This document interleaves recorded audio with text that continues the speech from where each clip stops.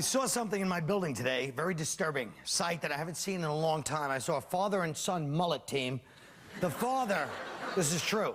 The father, that's his business, but the kid doesn't even know he's wearing a mullet, and he's out there with a mullet. If that's not child abuse, I don't know, but unless the mullet is making a comeback, which is also fine with me. I used to rock the mullet. I'd be ready. You see that old video. I'm ready to push it back. Now, the other thing that in our society of phoniness and is, did you see that hot teacher? She was having sex with a 14-year-old guy, and she said it turned her on because it was so wrong. Now, that's, first of all, is an amazing woman. Said it turned her on because it was wrong. Not, I did the worst thing because I could, the worst reason. I don't know. And I like her. She's defiant. She's like, but then they had a psychiatrist on saying people think it's okay because it's a boy, but actually it could damage him. And she goes, how could, some interviewer goes, how could it damage him? Well, he could get a twisted view of male-female relationships, as opposed to the rest of us who have a healthy view of male. At least this little bastard has a great story to tell for the rest of his life, you know? People go, but it's still child abuse. No, it's not. No, it's not. How's that? It's the exact opposite of child abuse. Have they really done a study on the effects of a hot teacher having sex with a 14-year-old boy? Now, why do we get the feeling this kid is going to be more emotionally stable and happier than me in his later years?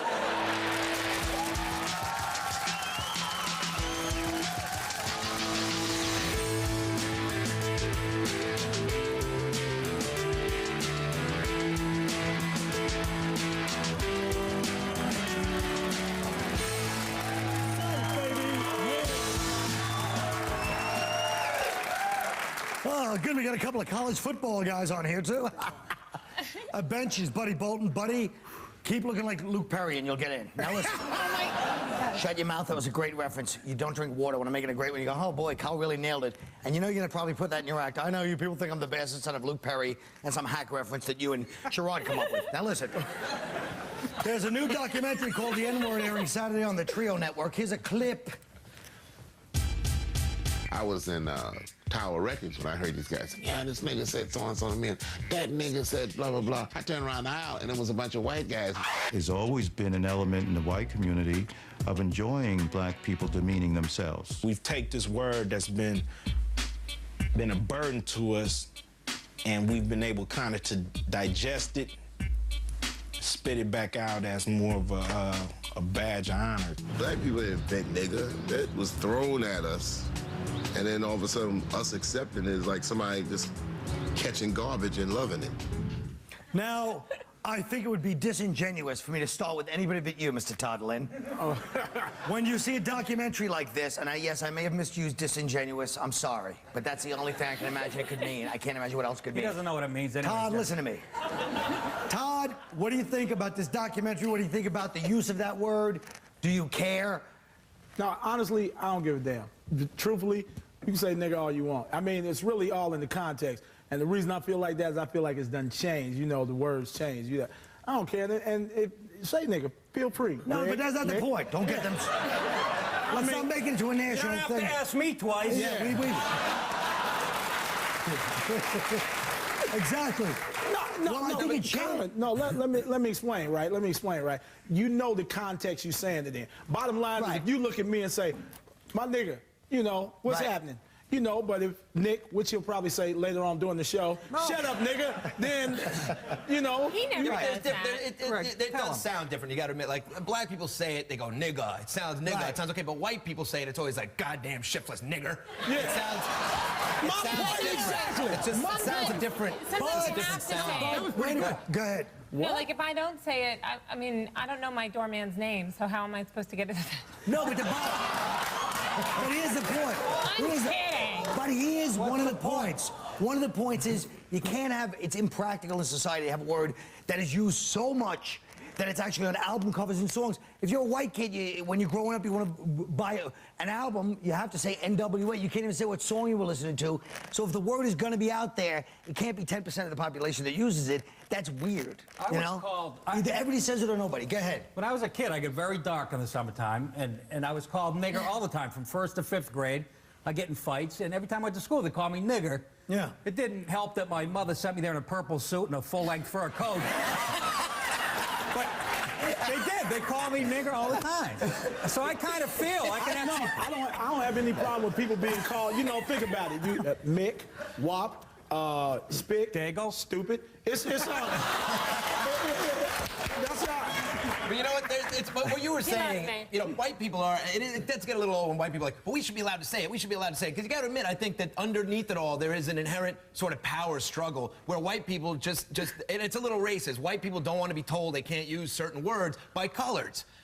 You know, they don't like it. You know, and any white people that tell you, if any white people tell you that they've never used the word nigger, they've never bet $1,000 in an NBA playoff game. Let me make another point here. See, the thing is that words like nigger can be used to really get up under your skin, like, you know. But white people, y'all don't have any. You know, cracker. No, that don't work. You go cracker, y'all be like, whatever, give me some soup with that. You know, it's like.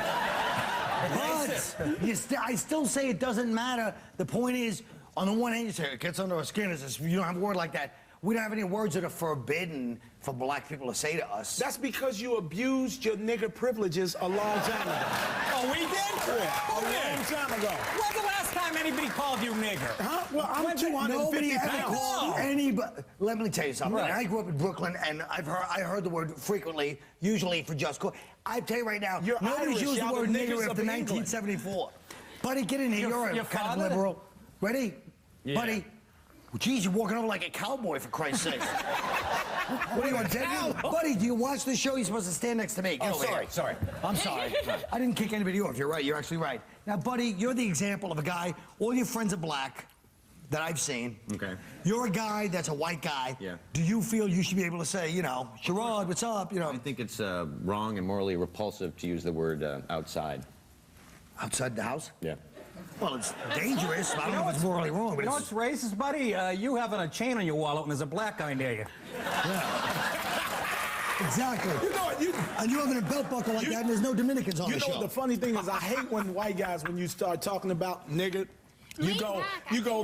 stop, white woman. Because we don't want to get, I don't want to use the word. You're the most racist of all. And we don't want to get censored for saying the word nigger on the show. I agree with you. You should say it if you don't lean back. But also, you've taken the fun out of it. They've taken the fun out of the word. You've used it. It's true. It's just what Ice Cube was saying. You've co-opted the word and forced us into other words like coon and spook and jig and. But you know, we've had to go into different. We can't call women bitches and hoes no more because you ruined it. Yeah, we really messed that up.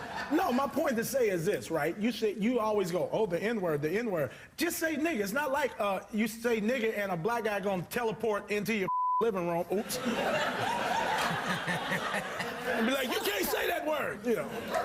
Well, let's not be innocent. Go ahead. It's understandable that white people shouldn't say it, and it's not a question whether black people. I'm just curious about why Latinos say it so much now too.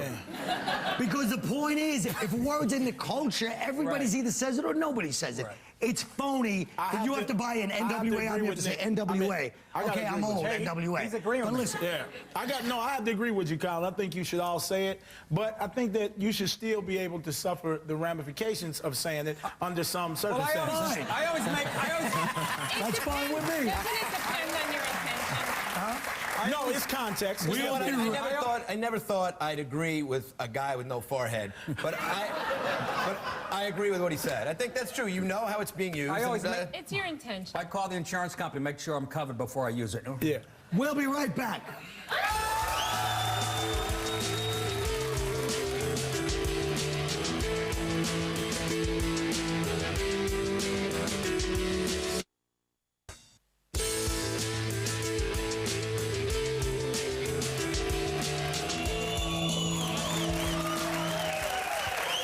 Folks, let me tell you something. Last year, close to 800 soldiers were discharged from the military because they were gay.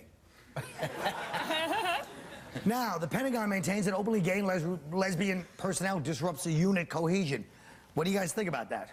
I don't think they should be in the military because, first of all, they don't throw that well. I don't think 20 soldiers should die because Bruce's grenade toss landed a foot from the bunker. You know what?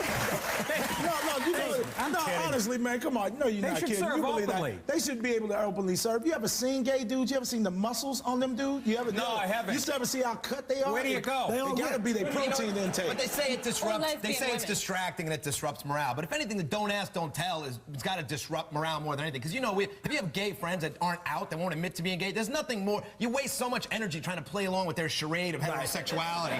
And they're like, me and my girlfriend went to dinner last night. And you're like, all right. Lynn, Really? that's right. Lynn, what do you think? Could you serve with a bunch of Leslies?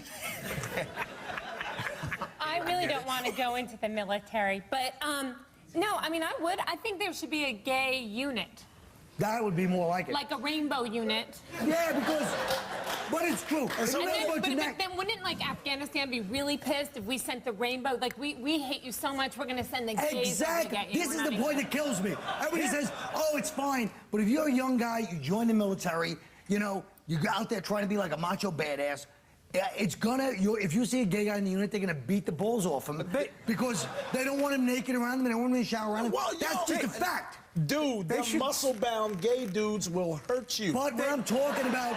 Not only that, but unit cohesion. I mean, who's more cohesive than two gay men? They should serve openly because... Oh, sorry. Are you done? All right. They should serve openly. You sound like Jake LaMotta. Are you done, honey? Yeah, done over there. You got a hamburger. You got what you want. Because the way it's set up now, they're going to start faking they're gay. If things get real rough in Iraq, I mean, if I got wounded, I wouldn't be asking for a Purple Heart. You know, I'd be asking for like a purple handbag and shoes to match. Use an excuse to get out. They also, look, nobody's trying to serve. And I mean, you know, this is not like this is wartime. Nobody's trying to serve. We're losing a lot of people. Like they lost like 8 linguists who are gay, which linguist, by the way, is Latin for tongue. So you know the lesbians are pretty good at that. We're losing a lot of people with special skills. Some of the greatest soldiers, Alexander the Great was gay. I'm not denying that. But I'm just saying that ultimately you can't expect there to be you can't live in an unreal world where people are not going to get their ass kicked and get, you know, possibly... Some of these guys are homophobic. Some of these guys, the guys in the soldiers, they come right from a farm. They've never even seen a gay person. They don't even have sex with male farm animals. That's how homophobic they are. I mean, but they can adjust. It really doesn't matter who. I mean, I don't care if it's a gay guy, a straight guy shooting at the other people. As long as somebody's shooting and I'm not getting shot, I don't care if they gay or not. Right, but I'm just saying, if you're in the army... Yeah, you would care. If you're lying in the bunk and Even if you're in the army with a gay dude, it's if you fall asleep one night, you think your girlfriend say you have a hard on, then next thing you know, you're getting but you don't realize it's a gay guy. You wake up the next... Buddy, come here for a second, buddy. Gay men don't just go and people randomly. Yes, Why they not? do. You do. Buddy, introduce the next subject You and run are the an show. idiot. All right. Hang out in Chelsea for like 3 hours. Shut up and let Buddy do the next topic. I'm tired of seeing men portrayed as hapless, beer-drinking idiots on TV shows and in commercials. A 40-year-old New Hampshire man has launched a society for the prevention of misandry in the media. Misandry is the opposite of misogyny. What do you guys think about that? I like white people looking stupid. I'm getting off in there. Yeah. Why would they clap for that? You know, Miss Andrew was the name of a gay soldier I knew. Okay. You've got to have something to say about this, Nick. Well, yeah, I've been preaching this crap for 8 years on stage, and this guy writes a book, and he's making money. I'm down at the cellar in front of 10 people preaching this crap. It's true. I mean, geez, how can you deny this? Have you ever gone to Hollywood? We've been there. We've had deals in Hollywood. You know who runs it? Angry gay women. They hate men with a passion. Every meeting I took in L.A., everybody was wearing flannel shirts, work boots, 5 o'clock shadow. They hate men. That's not true. It is true, Lynn. Gay men run it too. Yeah, and they love straight guys I know like this me. personally. Every person you go to meet with it's either a gay man or it's a gay mad woman, and you can't even say the word gay in the damn meeting. I mean, they like say gay and see if you. I'm telling you. Well, you're talking about their portrayal. You're talking about their portrayal in advertising things, right? Because that's the kind of thing where like the guy is always a bumbling fool, and if they could never do that, you can never do it with a woman. If you ever showed a woman with her family shopping in the supermarket and she tried to buy something, and the whole family was like, "Duh, you're an idiot." You know. I mean, but wait a minute. You know, you complaining about this, but how many times have I seen black people dancing and selling chicken? I don't appreciate this either. I don't know. Where's your chicken? Thank you, buddy. Yeah. What year are you talking about? 1950? Who the hell are you kidding? Let me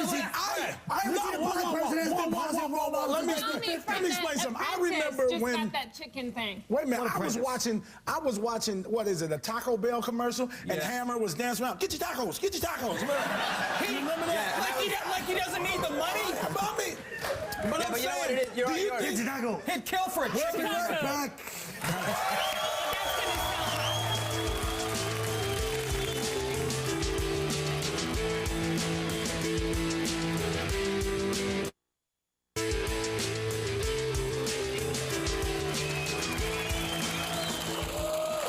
We just finished Gay Pride Week here in New York, and we sent our own Nick DiPaolo out to get a first-hand look at all the pride.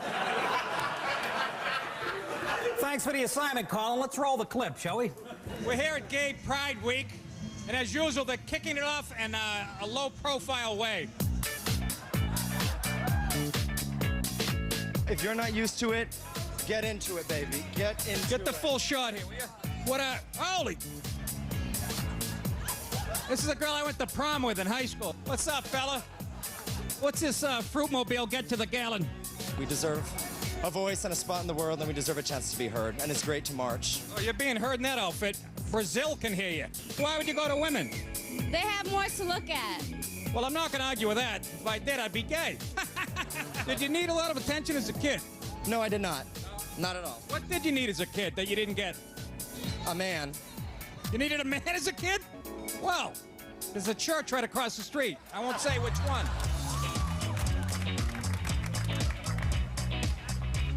Apparently, Bill Coughlin's taking the New York Giants in a different direction this year. It's like the Sex and the City float and the Sopranos float had a collision. When did you realize you were gay? When I first saw your face.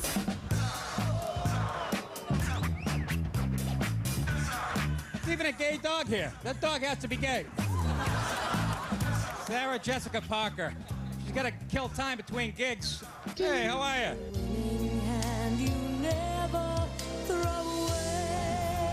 Bette Midler's gone to hell, huh? Wow.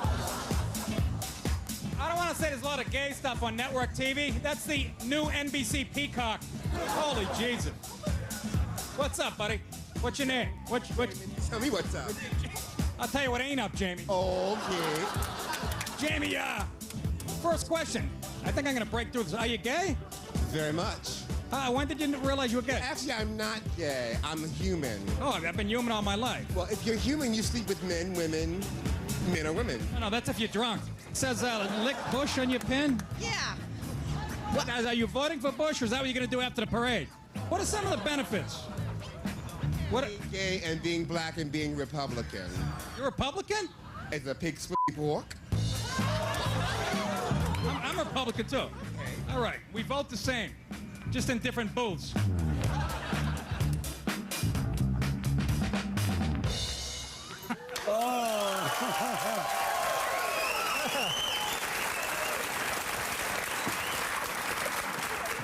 Well, Nick, that was a beautiful piece. Now, was there anybody there, any guy that was really feminine that got you a little like, you know what I mean? If nobody's looking, anything? How about some of the lesbians? Did you think they were kind of hot? Oh, lesbians are always hot. Well, there was always a couple of hot ones, right? Well, not always hot, but yeah, a couple look like firemen, but yeah, I like lesbians. Were there any of those lesbians that were there for the pleasure of women, but you were looking at them too? And did you feel like, wow, I'm getting a free thing? What would that thing be? Yes. I don't know. It's something that only like a 10-year-old kid like myself would think. A free peek? I don't know. Okay. I didn't understand the question. I didn't understand the question I thought we had either. 2 seconds. Well, we were just kind of screwing around. I thought it was going to be shorter, but I should have left after the first laugh, and now here we are in the usual state. And they're waiting for me to say the closer, but I'm not going to say the closer. We're just going to have to cut for once without a stupid closing where we say we'll be right. I'm not going to say it, so just shut up.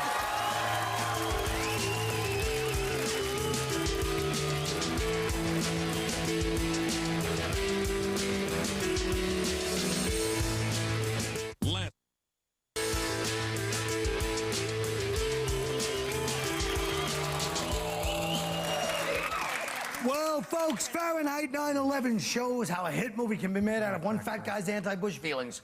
Describe the anti-somebody movie you would make. Nick. My movie would be about Michael Moore. It would be called My Wet Dream. It would be him in an orange jumpsuit, blindfolded, shackled, and kneeling down in front of 4 militant Muslims who are wearing masks, holding AK-47s, and reading in Arabic a glowing review of his movie as he sits there bawling his eyes out. And you can guess the end. All right. Lynn. Lynn, yes. My movie would be anti-Anna Nicole Smith, and the movie would be her television show in its entirety from season 1, and it would be called No Matter How Much Money You Have or How Thin You Get, You're Still a Kind of Sad, hoary girl from Texas who blew an old guy on oxygen. Oh, all right. Todd! Colin, my documentary will be about New York living spaces. It will be called My Landlord, the Jackass. The movie would be about how she rationalizes raising the rent on my 75-foot square apartment, where it's so small I can take a dump, fry chicken, and shower without ever leaving the comfort of my futon, which the bottom half sits on my fire escape. I think this movie would be clearly show why the SNL sketch Kill My Landlord by Eddie Murphy is a masterpiece in American theater. Okay. Great. I would like to make an anti-terrorist movie. I think terrorists are not nice people. And I'm starting to suspect terrorists might have been responsible for 9/11. I think they might be more to blame than even Bill Clinton or Saddam Hussein or even Dick Cheney. I'd call the movie Celsius 911 to be more inclusive of our coalition allies who are smelly foreigners. That's the show. Good night.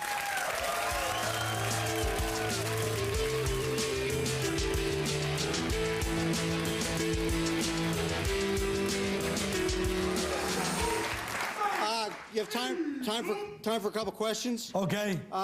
You've sent Nick up to Harlem, and now you've sent him to cover the gay march. Yeah. What about the dynamic makes for good comedy, do you think? Well, you know, Nick, he's just a very quick guy. He's quick on the feet. Doesn't matter. And, you know, people are drawn to him naturally. And where do you think you could send him next? What else? Oh, please, don't go there.